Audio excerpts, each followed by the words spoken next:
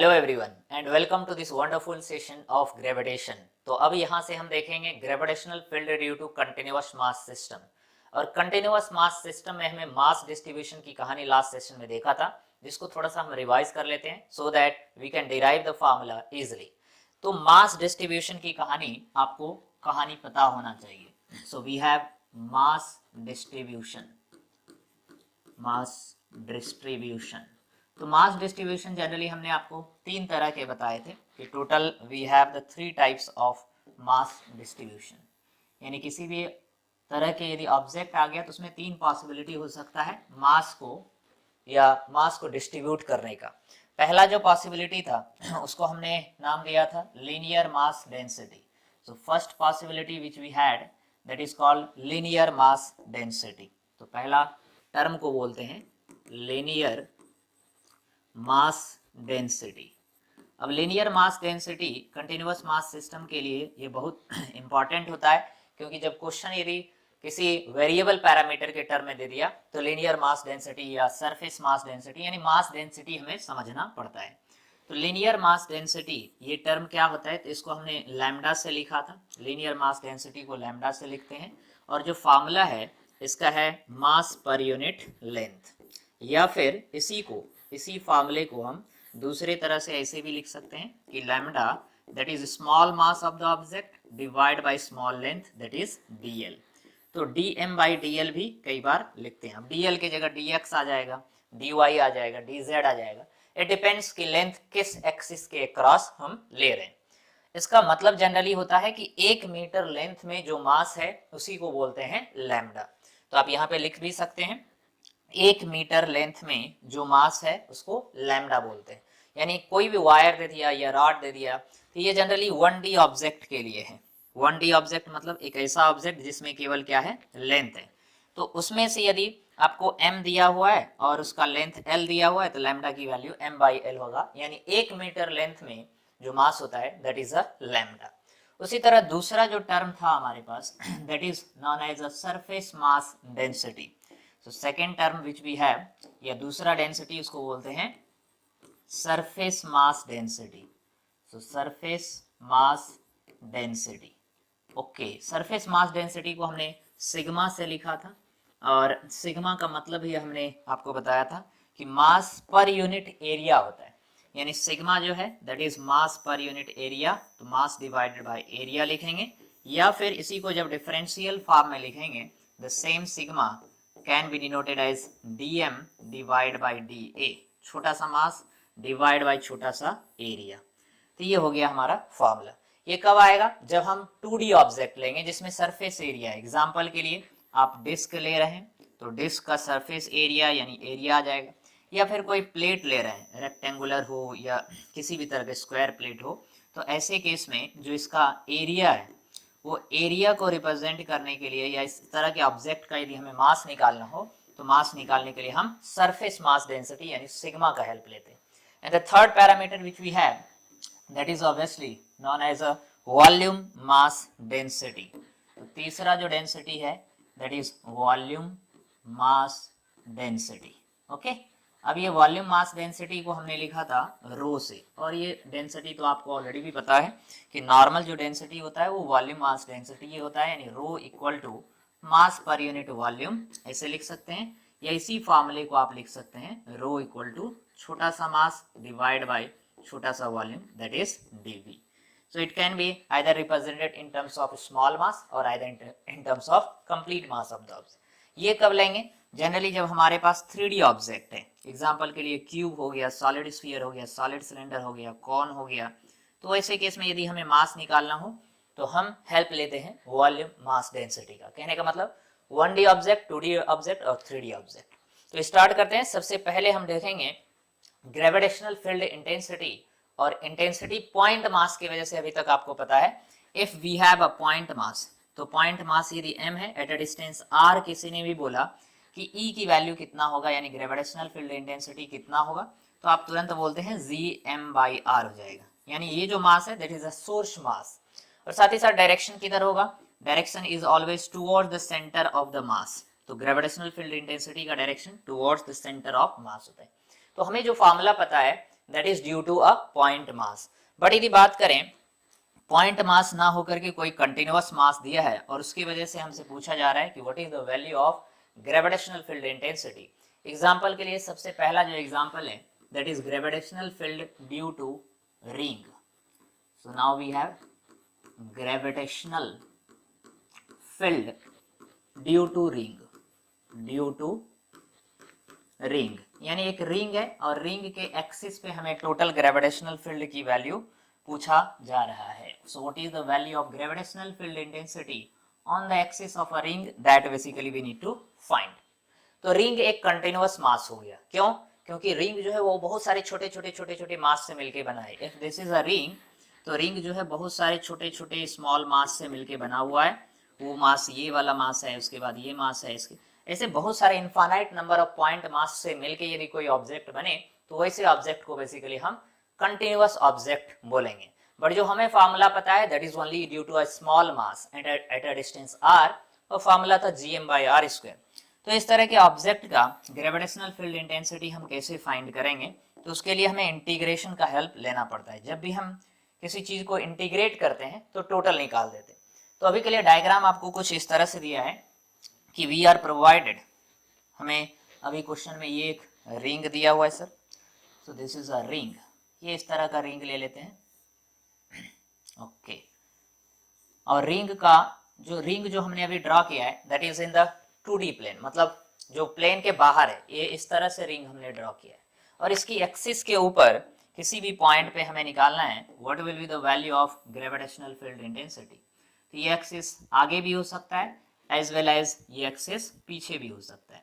But अभी के लिए हम आगे यानी एक्सिस जो आगे की तरफ है, कहीं पे एक्सिस के ऊपर एक पॉइंट लेंगे और उसी पॉइंट के ऊपर इस रिंग के मास की वजह से ग्रेविटेशनल फील्ड इंटेंसिटी कितना होगा, that basically we need to find.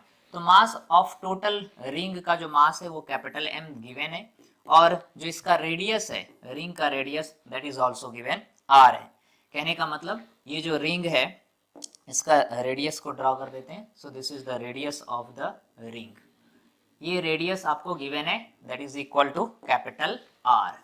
तो capital R is the radius of the ring.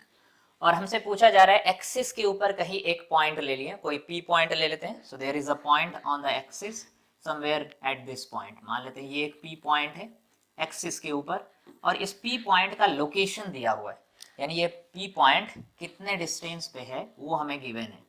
So centre से लेकर के ये P पॉइंट x डिस्टेंस पे है। So this P point is eight a distance x from the centre, यानी x distance from the centre, ये एक हमने P पॉइंट ले लिया। सो x डिस्टेंस पे ये हमारा P पॉइंट है, सेंटर से x डिस्टेंस पे P पॉइंट है, और उस पॉइंट के ऊपर हमें फाइंड करना है क्या, gravitational field intensity due to ring. Centre को मान लेते हैं अभी C से लिख रहे हैं, और P पॉइंट पे हमें gravitational field intensity due to ring निकालना है। तो पहले थोड़ा सा लॉजिक देखते हैं कि gravitational field intensity P point पे किधर होगा, कितना होगा वो हम बाद में निकालेंगे, पहले किधर होगा वो निकालते हैं, इन डायरेक्शन क्या होगा। तो रिंग की वजह से तो हमको फार्मूला पता नहीं, फार्मूला तो हमें पॉइंट मास की वजह से पता है। So out of the complete ring will consider a small segment of the ring, ring का एक छोटा सा पोर्शन ले लेंगे। मान लेते हैं कि हमने ये छोटा सा एक पोर्शन कंसिडर कर लिया टॉप मोस्ट पॉइंट पे रिंग का, और इस छोटे से सेगमेंट का जो मास है वो है dm। अब ये dm हमने छोटा मास इसलिए बनाया क्योंकि छोटा मास पॉइंट मास हो गया, और पॉइंट मास की वजह से किसी भी डिस्टेंस पे हमें फील्ड की कहानी पता है। तो अब यदि हम फील्ड निकालना चाहते हैं तो obviously field now we can find due to this small mass dm, और ये जो dm मास है ऑब्वियसली ये कितने डिस्टेंस पे है sir, this is eight a distance, ये इतने डिस्टेंस पे है, P पॉइंट पे निकालना है। तो P पॉइंट से ऑब्वियसली हमें डिस्टेंस लेना पड़ेगा, और डिस्टेंस यदि देखें तो राइट एंगल ट्रायंगल से, पाइथागोरस थ्योरम से, ये r है ये x है, तो ये वाला जो डिस्टेंस है ये हो जाएगा under root of r square plus of x square, ये इतना हो गया डिस्टेंस। अब इसी डिस्टेंस को हम स्मॉल r से लिख रहे हैं। तो यदि हमने किस पूरा सिचुएशन को इस तरह से डिराइव कर दिया कि now we have a point mass somewhere here, यानी रिंग का पूरा मास ना लेकर के हमने छोटा सा लेंथ लिया जिसका मास है dm, और dm की वजह से इस पॉइंट पे हम फील्ड निकाल रहे हैं। तो ये एग्जैक्टली ऐसा ही है कि हमने एक छोटा सा मास यहाँ पे लिया है जिसका मास m ना होकर के dm है, और eight a distance small r पे एक p पॉइंट है और यहाँ पे हम फील्ड निकाल रहे हैं। तो फील्ड का फॉर्मूला तो ऑब्वियसली होगा gm/r², बट m की जगह dm आ जाएगा divide by r²। But question है कि इसका डायरेक्शन किधर होगा। तो डायरेक्शन ड्यू टू फील्ड का जो डायरेक्शन होगा इस पॉइंट पे वो ऑब्वियसली इसके सेंटर की तरफ होगा, मास के सेंटर की तरफ। तो अभी छोटे से मास की वजह से पी पॉइंट पे एक छोटा सा फील्ड होगा और वो छोटा सा फील्ड किधर होगा उसी को ड्रॉ कर रहे हैं। So due to small mass will have a small field at point P और वो ऑब्वियसली इस डायरेक्शन में होगा। क्यों सर? क्योंकि field due to small mass that will have a small value और वो कितना है, डीई फील्ड है। तो अभी के लिए जो हमने फील्ड लिखा है ये स्मॉल फील्ड है और इस फील्ड को हम लिख रहे हैं किससे, डीई से। तो dE is a small field due to small mass dM. अब ये डी का दो कंपोनेंट होगा। यदि ये एंगल हमने थीटा मान लिया, if this angle is theta, तो डी का दो कंपोनेंट हो जाएगा। एक इधर कंपोनेंट हो जाएगा that will be dE cos theta और एक ऊपर की तरफ कंपोनेंट हो जाएगा जो कि हो जाएगा dE sine theta. So there will be a vertical component as well और ये हो जाएगा हमारा कितना, डीई साइन थीटा और हॉरिजॉन्टल कितना हो गया sir, that will be dE cos theta. अब कहानी का यहाँ पे लॉजिक क्या समझना है, बेसिकली लॉजिक ये समझना है कि टोटल यदि हमें फील्ड निकालना है तो किसे इंटीग्रेट करना है, डी साइन थीटा को इंटीग्रेट करना है या डी कॉस थीटा को इंटीग्रेट करना है। तो यही कहानी को हम थोड़ा सा रिपीट करते हैं, यानी छोटा सा मास ऊपर ना लेकर के छोटा सा मास यदि हमने नीचे लिया होता तो डीई का डायरेक्शन इधर आता, इसके सेंटर की तरफ डी, और इसका फिर से दो कंपोनेंट आता, डी कॉस थीटा और डी साइन थीटा। तो यदि हम सिमेट्री के अकॉर्डिंग देखेंगे तो vertical component that will cancel in this case. तो vertical component due to symmetry of the ring that will cancel और टोटल जो एग्जिस्ट करने वाला कंपोनेंट होगा that is only the cos component जो कि सेंटर के तरफ है। तो नेट फील्ड यदि हमें चाहिए तो हमें डी साइन थीटा को इंटीग्रेट करने की जरूरत नहीं है, we just need to integrate the d cos theta. क्यों? रिंग की सिमेट्री की वजह से वर्टिकल कंपोनेंट कैंसिल हो जा रहे हैं। तो अब लिख रहे हैं net field due to the small mass dM at point P. So net field कैसे निकालेंगे? टोटल फील्ड निकालने के लिए ऑब्वियसली हमें क्या करना पड़ता है सर, इंटीग्रेट करना पड़ता है। तो हम बोल देंगे कि नेट फील्ड, इसके लिए हमें इंटीग्रेशन करना पड़ेगा। और इंटीग्रेशन किसको करना है, डी साइन को नहीं करना है क्योंकि साइन कंपोनेंट तो कैंसिल हो जा रहा है। So we just need to integrate dE cos theta. तो केवल हम इसको यदि इंटीग्रेट कर देंगे तो टोटल फील्ड निकल जाएगा। और टोटल फील्ड किधर आएगा, तो obviously D cos theta centre की तरफ है, तो टुवर्ड्स द सेंटर होने वाला है नेट फील्ड। ये तो डायरेक्शन हमें पता चल गया। अब इसकी जस्ट वैल्यू निकाल लेते हैं, किधर होगा हमें पता चल गया, टुवर्ड्स द सेंटर। कितना होगा वो निकाल ले। कितना निकालने के लिए क्या करेंगे सर, नेट फील्ड का जस्ट फॉर्मूला लिखेंगे। So now we have a net field that is integration d. तो नेट वैल्यू ऑफ ई यदि चाहिए तो हमें डीई कॉस थीटा को इंटीग्रेट करना पड़ रहा है। जस्ट हम वैल्यू लिखेंगे, net value of field that is E net हो जाएगा integration of d is a small field due to small mass. तो फॉर्मूला तो वही रहेगा सर, gm/r², पॉइंट मास वाला फॉर्मूला, बट मास की जगह आ जाएगा dm divided by r²। r यहाँ से लेके यहाँ तक का यानी p पॉइंट का डिस्टेंस है, ये r² हो गया।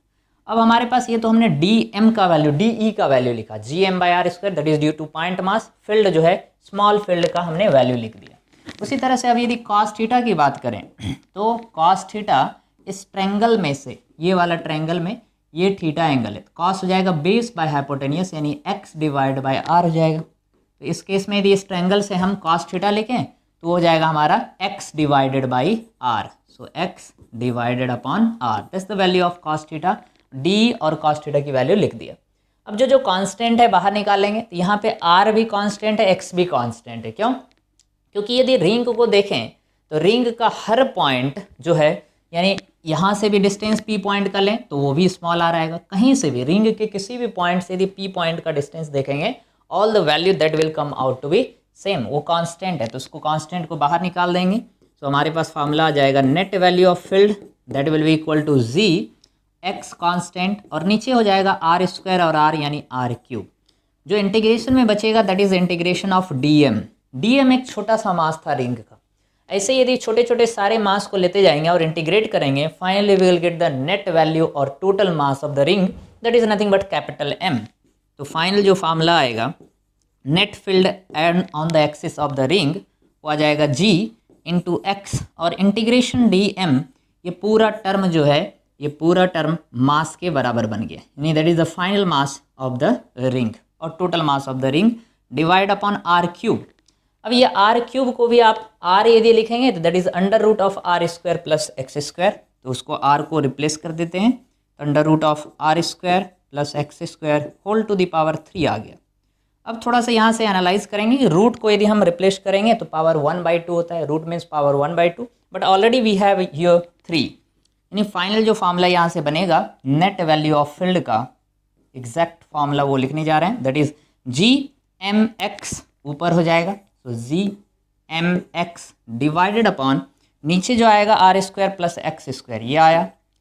अब ये रूट को यदि हमने रिप्लेस कर दिया तो रूट का मतलब हो गया 1/2, बट पहले से हमारा पावर यहाँ पे 3 है, तो ये हो जाएगा 3/2। Okay, root means 1/2, but already we have the power 3, तो ये आ गया हमारा final formula. So this is our final formula of E due to ring, यानी इलेक्ट्रिक नहीं बोल रहे हैं, gravitational field intensity due to a ring on its axis, इसकी वैल्यू हमारे पास ये इतना आ गया। Okay, so that's the final formula of E, GMX divide upon R square plus x square. अब इस फार्मूले को देख के ये पता चल रहा है कि यदि हमने P पॉइंट को सेंटर के क्लोज मूव करते जा रहे हैं, तो सेंटर के क्लोज जैसे जैसे मूव करेंगे ये x की वैल्यू कम होगा, और x की वैल्यू कम होते होते फाइनली जब सेंटर पे पहुंचेंगे तो सेंटर के ऊपर x की वैल्यू 0 हो जाएगा। तो सेंटर के ऊपर ग्रेविटेशनल फील्ड इंटेंसिटी कितना होगा, तो at centre of the ring, at centre of the ring यदि बात करें तो सेंटर के ऊपर x की वैल्यू क्या है सर, 0 हो जाएगा, और x यदि 0 हो गया तो इस फार्मूले में यदि हम x की वैल्यू 0 सब्सटीट्यूट करेंगे तो net value E on the center जो है EC that will come out to be 0, यानी ग्रेविटेशनल फील्ड जो है रिंग के सेंटर के ऊपर वो 0 हो जाएगा। और ये ऑब्वियस है, क्यों, क्योंकि रिंग के सेंटर के ऊपर वाला मास अपने तरफ फील्ड जनरेट करेगा, नीचे का मास इधर जनरेट करेगा, इधर वाला मास इधर, तो सभी फील्ड एक दूसरे को क्या करेंगे, कैंसिल कर देंगे due to symmetry of the ring, and that's the final formula E due to ring, that is GMX divide upon R square plus x square. इसी तरह से ये हमने पहला फार्मूला डिराइव किया, that is nothing but gravitational field due to ring on its axis. अब इसको हम प्लॉट भी कर सकते हैं, यानी इसकी यदि हम डिटेल कहानी थोड़ा सा देखें कि वैल्यू जो आया उसका फील क्या आना चाहिए। जनरली हम इसको यदि केवल रट लेंगे तो फिर क्वेश्चन नहीं बनेगा, इसको हमको समझना पड़ेगा कि ये फार्मूला बेसिकली कहना क्या चाहते हैं। तो इसके लिए थोड़ा ग्राफ की कहानी आपके माइंड में क्लियर होना चाहिए। अभी ये जो फार्मूला आया है उस फार्मूले को समझने के पहले एक पॉइंट जानते हैं, और पॉइंट का नाम है कि बेल शेप कर्व्ड, यानी जब भी आपको y as a function of x कुछ इस तरह से दिया है, ये नोट करके स्टोरी ऑफ ग्राफ आपको बता रहे हैं। ओके, सो कर्व का नाम है bell shape curved, bell shape curve. Okay, तो बेल शेप कर्व कैसा होता है, यानी ये फंक्शन को देखते ही हमें माइंड में तुरंत लाना है बेल शेप कर्व। बेल का मतलब है वो मंदिर का घंटा। ओके, तो ये ऐसा होता है सर, इस तरह से होता है ना, मंदिर में जो घंटी बजाते हैं, तो उसका कर्व कुछ इस तरह से जनरेट होगा। तो बेल शेप कर्व्ड मतलब ये वाला कर्व, यानी y और x एक्सिस वर्सेस यदि हम y और x एक्सिस के ऊपर ये कर्व ड्रॉ करें तो ये कुछ ऐसा कर्व होता है, और इसी कर्व का नाम है बेल शेप कर्व्ड। अब ये कर्व कब आता है, तो इसका इक्वेशन बेसिकली हमको याद रखना है। बेल शेप कर्व्ड का इक्वेशन क्या होता है, तो बेल शेप कर्व्ड का इक्वेशन होता है कि ऊपर भी x रहेगा और नीचे भी x रहेगा, यानी कांस्टेंट के टर्म में यदि हम देखें तो इक्वेशन होता है y इक्वल टू ऊपर में कुछ कांस्टेंट है a और x है, और नीचे जो है मान लो ये कुछ k स्क्वायर प्लस या फिर माइनस है, और x टू द पावर कुछ है, x स्क्वायर है, इसका पावर n है, n का मतलब 3 4 कुछ भी हो। कहने का मतलब हमें आइडेंटिफाई ये कर रहे हैं कि ऊपर भी x है और नीचे भी x है, तो ऊपर x और नीचे x दोनों जगह यदि x रहे तो इससे हमें समझना है कि कर्व जो होगा वो कैसा होगा, बेल शेप कर्व्ड होगा, यानी इसका जो कर्व बनेगा y और x एक्सिस के ऊपर जब कर्व प्लॉट करेंगे the curve will look like something like this. Okay, तो ये बेल शेप कर्व्ड होता है जब ऊपर भी x और नीचे भी x हो, तो y वर्सेस x का ग्राफ जो है वो कुछ ऐसा हो जाता है। अब इसी स्टोरी को यूज़ करेंगे इलेक्ट्रिक फील्ड जो हमने ग्रेविटेशनल फील्ड जो हमने अभी निकाला, इस फील्ड के फॉर्मूले में ऊपर भी x है और नीचे भी x है, यानी इसका जब ग्राफ ड्रा करेंगे तो वो कुछ बेल शेप कर्व्ड ही आना चाहिए। तो उसके ग्राफ को ड्रा करते हैं, यानी उसी वेरिएशन को थोड़ा सा डिटेल में देखते हैं। ई ड्यू टू रिंग को थोड़ा सा डिटेल में देखते हैं। ग्राफिकल एनालिसिस जो हमने अभी तक पढ़ा, ई ड्यू टू रिंग, उसका ग्राफिकल एनालिसिस देखते हैं। So now we have graphical analysis. Graphical analysis को थोड़ा सा फील के साथ हम आपको बताएंगे, यानी डायग्राम से ही आपको फील आएगा कि एक्चुअल में हो क्या रहा है। तो पहले हम एक एक्चुअल डायग्राम ड्रा करते हैं, जिसको देख के ही पता चलता है कि ई की वैल्यू का वेरिएशन कैसा है on the axis of a ring. तो मान लेते हैं ये हमारे पास एक फिर से वही वाला रिंग है, ओके, और इसके एक्सिस के ऊपर हम वैल्यू को प्लॉट कर रहे हैं, ओके। तो एक्सिस पहले बना लेते हैं इसका। सो एक्सिस आगे भी होगा और ऑब्वियसली ये एक्सिस बैकवर्ड डायरेक्शन में भी है, कहने का मतलब ये एक्सिस पीछे भी है। तो this is the axis of the ring. अब इस एक्सिस के ऊपर हमने जो फार्मूला निकाला, वो फार्मूला हमारा इस एक्सिस के ऊपर आया, ओके।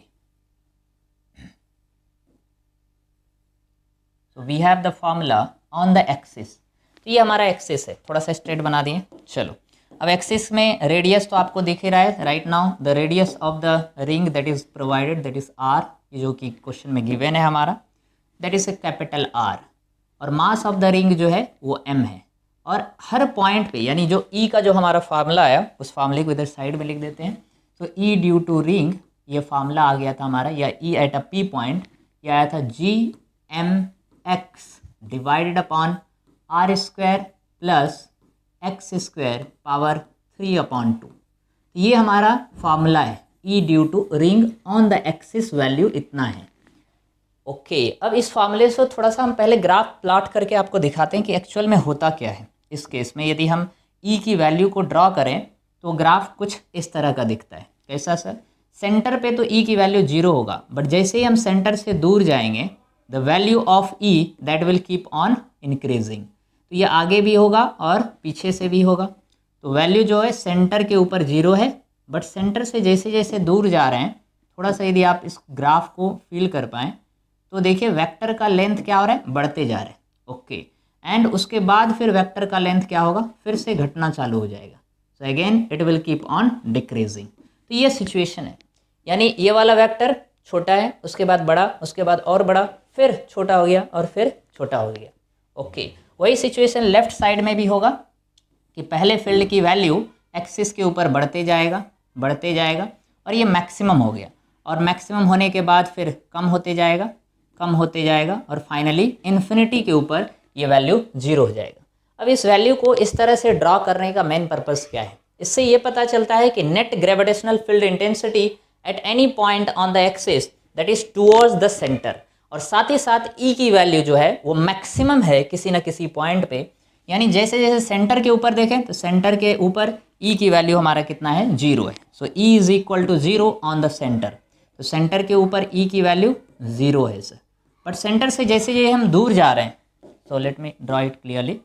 तो सेंटर के ऊपर E की वैल्यू कितना है, 0, ओके। और सेंटर से जैसे जैसे हम दूर जाएंगे E की वैल्यू बढ़ते जाएगा, but there will come a time जहाँ पे E की वैल्यू क्या हुआ, मैक्सिमम हो गया, और उसके बाद फिर घटते घटते इन्फिनिटी के ऊपर 0 हो जाएगा। उसी तरह लेफ्ट साइड में भी है, जैसे जैसे दूर जा रहे हैं सेंटर पे 0, और there will come a time जहाँ पे E की वैल्यू मैक्सिमम हो जा रहा है, और उसके बाद फिर घटते घटते 0 हो जा रहा है। अब इसी को यदि ग्राफ के टर्म में, यानी y और x एक्सिस के टर्म में यदि हम प्लॉट करें, तो y एक्सिस पे अभी हम y equal to as a function of x, तो ऊपर भी x है नीचे भी x है, और y एक्सिस पे हमारा E को प्लॉट करना है। तो इसी को बोलते हैं variation of gravitational field intensity with the distance from the axis of the ring. यानी P पॉइंट का डिस्टेंस जो हमने x डिस्टेंस पे लिया था, x के साथ साथ कैसे E का वेरिएशन होगा, उसका ग्राफ हम अब ड्रॉ करने जा रहे हैं। So let us see, this is a y axis. तो ऑब्वियसली हम ओरिजिन से स्टार्ट कर रहे हैं, और ये जो है हमारा x एक्सिस है, this is our x axis. तो y वर्सेस x का जब हम ग्राफ प्लॉट करेंगे, तो y एक्सिस पे हम क्या प्लॉट कर रहे हैं, द वैल्यू ऑफ E, और x एक्सिस पे ऑब्वियसली द डिस्टेंस है, और डिस्टेंस कहाँ है, x एक्सिस के ऊपर है। तो ये जब हम वैल्यू को प्लॉट करेंगे E वर्सेस x, तो वैल्यू कहीं पे मैक्सिमम है, और वो पॉइंट हमारा ये है, this is a point eight which the value is maximum. साथ ही साथ यहाँ भी वैल्यू क्या है, मैक्सिमम है। अब इसी चीज़ को थोड़ा सा यदि हम थोड़ा ध्यान से एनालाइज करें तो value is maximum eight this point, और साथ ही साथ मैक्सिमम है इस डायरेक्शन में भी, तो यहाँ पे भी ये ई की वैल्यू क्या है, मैक्सिमम है। अब इसका वेरिएशन जो ग्राफ होगा ऑब्वियसली हमने आपको बता दिया बेल शेप कर्व्ड होता है, जब ऊपर भी एक्स हो नीचे भी एक्स, ऊपर भी एक्स है यहाँ नीचे भी एक्स का कुछ पावर है ब्रैकेट के अंदर, तो जो ग्राफ होने वाला है that is a bell shape curved. अब ये बेल शेप कर्व्ड कैसा होगा, तो ऑरिजिन यानी सेंटर के ऊपर ई की वैल्यू 0 है, यानी ग्राफ 0 से चालू होगा, और उसके बाद फिर वैल्यू इंक्रीज होते होते मैक्सिमम हो जाएगा और इन्फिनिटी के ऊपर जाके फिर मिनिमम हो जाएगा। सो यदि हम ग्राफ को ध्यान से देखें तो ग्राफ विल वेरिएशन वो कुछ इस तरह का होगा। ई की वैल्यू क्या है, मैक्सिमम एट दिस पॉइंट। उसी तरह लेफ्ट साइड में भी ये मैक्सिमम होगा, और ये यहाँ पे मैक्सिमम हुआ और फिर इन्फिनिटी के ऊपर जाके क्या हो गया, 0 हो गया। तो पैरेलल हो जाने का मतलब क्या, जब डिस्टेंस इन्फानाइट हो जाए तो ई की वैल्यू रिड्यूस होके 0 हो गया। अब क्वेश्चन में आपसे पूछेगा कि ई की जो मैक्सिमम वैल्यू है वो कितना है और कहाँ पे है, यानी ई का जो मैक्सिमम वैल्यू है that is obviously this value of E, this is E max, और नीचे से भी यदि देखेंगे तो ये हो गया हमारा ई मैक्स की वैल्यू।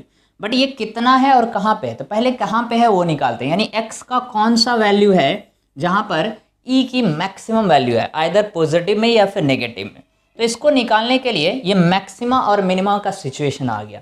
तो इसको निकालने के लिए हमें क्या करना पड़ता है, in order to find maximum value of E और minimum value of E, maximum minima के लिए हमें एक बार डिफरेंशिएट करके इक्वल टू 0 करना पड़ता है। आई होप मैक्सिमम मिनिमा आपने बेसिक मैथमेटिकल टूल में पढ़ा होगा। तो यहाँ से जस्ट इसको एक बार क्या करना है, हमें डिफरेंशिएट करना है, और डिफरेंशिएट करके इक्वल टू 0 कर देना है।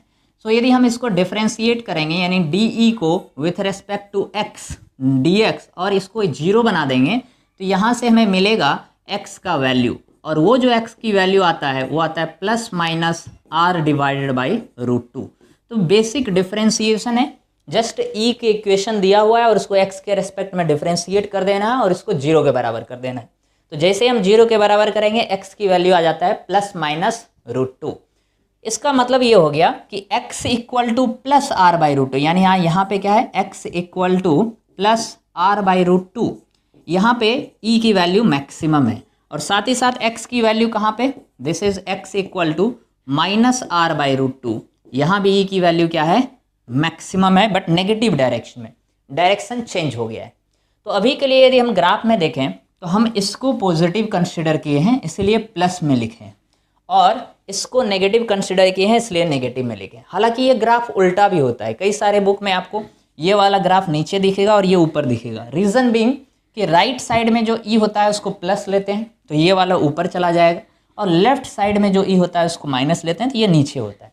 तो कई बार ग्राफ इसको नीचे भी दिया रहता है, ये ऊपर दिया रहता है, तो आप वैसे भी बना सकते हैं। हालांकि हमने अभी इस ग्राफ के लिए हमने क्या कंसिडर किया है, we have consider this direction to be negative, इसको हमने नेगेटिव कंसिडर किया है, और इस डायरेक्शन को हमने अभी पॉजिटिव कंसिडर किया है। तो considering the left one as a positive I have plotted the value of E, और साथ ही साथ नेगेटिव यानी राइट डायरेक्शन को नेगेटिव मानते हुए यानी इसको नेगेटिव में हमने प्लॉट किया है, इसलिए ई की वैल्यू नेगेटिव है। तो इसको यदि उल्टा भी दिया हुआ है तो मिरर इमेज के जैसा होगा, कहने का मतलब ये पोर्शन नीचे चला जाएगा, ये ऊपर चला जाएगा, तो उसको देख के टेंशन नहीं लेना है। तो ये ई ड्यू टू रिंग का पूरा हिस्ट्री ज्योग्राफी डिटेल कहानी था। आई होप ये ई ड्यू टू या gravitational field due to ring आपको कहानी पूरा क्लियर होगा। इसी तरह से ग्रेविटेशनल फील्ड ड्यू टू हम डिस्क भी फाइंड आउट कर सकते हैं। ओके।